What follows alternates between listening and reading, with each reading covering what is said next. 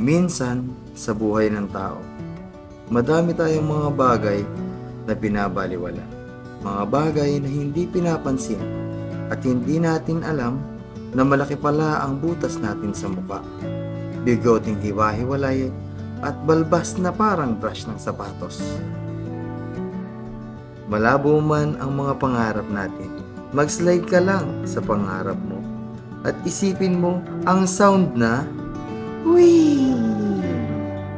At titigan mo si crush. Bigat man ang ating pasanin. Yan ay dahil sa dami ng ating nakain na kanin. Hirap man sa paghakbang, ibuga mo lang ang hangin na galing sa tambutso na nagmula sa hindi mo pagsisipilyo. Lahat ng ito ay naisip ko kahit wala akong isip. Anumang pangit, kahit na mag-ahit, tiyak nakakain pa rin ng mga lait.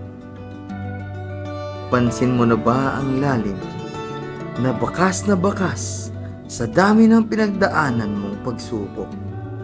Kurot, tiris na parang kahoy na binubukbok.